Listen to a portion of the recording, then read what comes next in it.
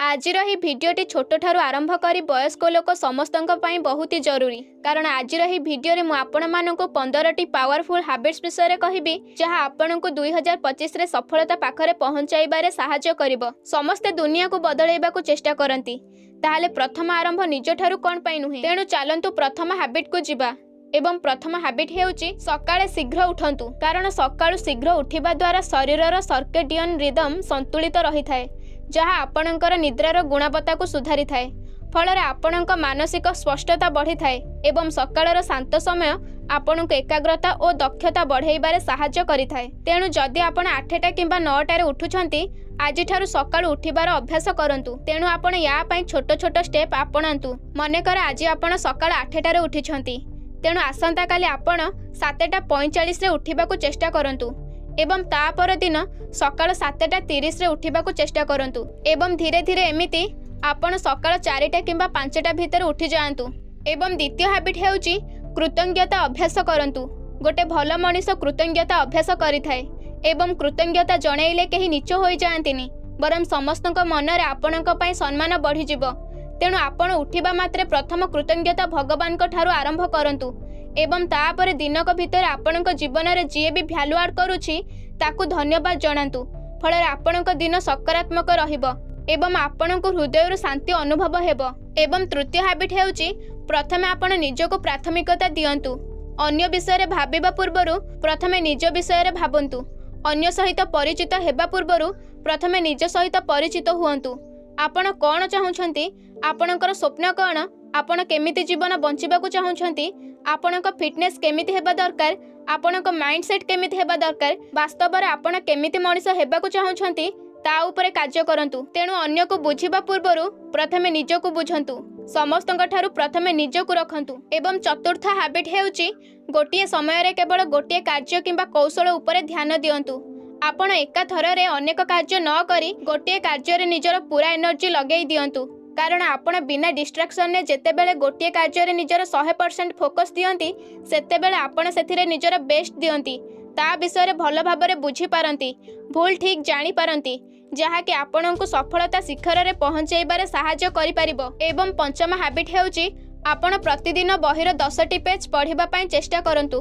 आपण प्रतिदिन 10टी पेज पढ़िबा द्वारा आपणक नॉलेज लेवल बढ़िबारे सहायता करिथाए फल रे आपण नुआ नुआ शब्द सहित परिचित हुअंती बहिर अनेक विषय जानिबा को पाआंती आपणक फोकस लेवल बढ़ी थाए मस्तिष्क रे नुआ आइडिया माने आसी थाए एवं सबुठु मोस्ट इम्पोर्टेंट हेउची बही आपणक स्ट्रेस कम करि थाए। लोक अछंती गोटे घंटा भितर 30 पेज ठारू अधिक पढ़ी देई थांती तेणु समय नाही बहाना न करी प्रतिदिन निजको अध घंटा देई अति कम रे 10टी पेज पढ़िबा पई चेष्टा करंतु। एवं षष्ठ हैबिट हेउची ना कहिबा सिखंतु।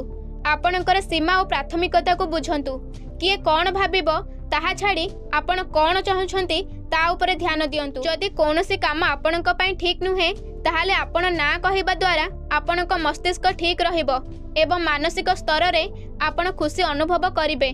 आपण सब किछि को अणदेखा करी निजको प्रायोरिटी देइछंती। एवं सप्तम हैबिट हेउची गभीर कार्यर अभ्यास करंतु। जेमिति हो आपण प्रतिदिन 3 रु 4 घंटा गोटिए कार्य गभीर भाव ध्यानर सहित लागि पड़ंतु एवं सही समय रे आपण निजर गोटिए काम उपरे ही ध्यान दियंतु एवं ता पई आपण जान भी लगेई दियंतु बिना डिस्ट्रैक्शन रे निजर काम रे लागि पड़ंतु। एवं अष्टम हैबिट हेउची आपण आगामी दिनर प्लानिंग राति रे ही करि नियंतु फल रे आपण निजर दिन को समय बर्बाद न करी बहुत भल भाव रे मैनेज करि परिबे एवं आपण क्लियर थांते कि केउ काम प्रथमे ओ केते बेले करिवे जहाँ आपण को दिन को जितिबारे सहायता करिवो। एवं नवम हैबिट हेउची आपण प्रतिदिन निजर ग्रोथ एवं फेल्युअर उपरे ध्यान दियंतु जहाँ आपण को आपणक दायित्व कोन बुझेइबो आपण कोन करिबाकू चाहुछंती ताहा बुझेइबो एवं आपण आपणक स्वप्न किंबा लक्ष्य पई केते कार्य करूछंती ताहा जानि परिबे एवं आपण निजर भूल भी सुधारी परिबे। एवं दशम हैबिट हेउची आपण निज भावना को बुझिबा सहित अन्यर भावना को सम्मान दियंतु। एहा आपणको आपणकर मनोभाव एवं अन्यक सहित संपर्क सुदृढ़ करिबारे सहायता करिवो। एही हैबिट आपणको कठिन परिस्थिति एवं स्ट्रेस मध्यरे शांत और संवेदनशील रही काम करिबारे सहायता करिवो। एवं एकादश हैबिट हेउची अन्य को सहायता करंतु। अन्य किए जदि कोनोसी दुख चैलेंज किंबा समस्या दे गति करूछंती एवं जदि केही जणे आपणको सहायता मागुछंती आपण मना न करी तांकु साहाय्य करंतु। एहा आपणको एक सुंदर मनीष हेबारे साहाय्य करिबो एवं एहा आपणको आत्मसंतुष्टि एवं एक भल समाज गढ़िबारे साहाय्य करिबो, कारण आपण अन्यर अनुभूति को सम्मान देई तांको दुख को कम करिबा पई चेष्टा कले। एवं द्वादश हैबिट हेउची निज जीवन अनुशासन को स्थान दियंतु। निज जीवन को एक निर्दिष्ट अनुशासन रे चलांतु एवं एहार अर्थ हेउची निजर लक्ष्य को पूर्ण करिबा पई प्रतिदिन परिश्रम करंतु। कौनसी असुविधा परिस्थिति रे भी बाहाना न करी निज सफलता पई कार्य करंतु। तेणु एथिपई आपण छोट छोट अभ्यास को निज जीवन रे स्थान दियंतु एवं ताको प्रतिदिन करिबा पई चेष्टा करंतु। एवं त्रयोदश हैबिट हेउची निरंतर भाबरे काम करंतु। एहार अर्थ हेउची निज लक्ष्य पाखरे पहुंचीबा पई सबुदिन समान प्रयास और परिश्रम करंतु। एही अभ्यास आपणको दीर्घ समय रे बड़ सफलता आनिदब। तेणु छोटरू आरंभ करंतु एवं प्रतिदिन सठिक भाबरे करंतु। एहा आपणको जीवन रे धैर्य शक्ति और सफलता आनिदब। एवं चतुर्दश हैबिट हेउची निज काम को निष्ठा और भरोसा द्वारा उच्च स्तर रे प्रतिष्ठा करंतु। माने प्रतिदिन ठीक समय रे कार्य स्तर रे पहुंची जांतु, उच्च मानदंड रे कार्य करंतु, निजर दायित्व को तुलांतु, प्रतिदिन परिश्रम करंतु एवं सत्य और निष्ठा भाबरे काम करंतु।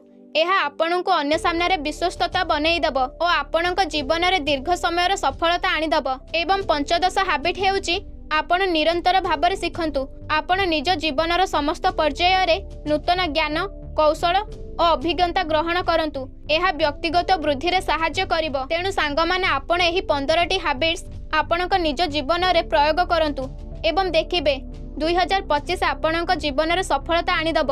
आजिर वीडियो रे केवल एतिकी। नेक्स्ट वीडियो रे पुणी देखा हेबो। से पर्यंत रहिली नमस्कार। जय हिंद, जय भारत, जय श्रीराम। एवं वीडियो को शेष पर्यंत देखिथिबा जोगु धन्यवाद।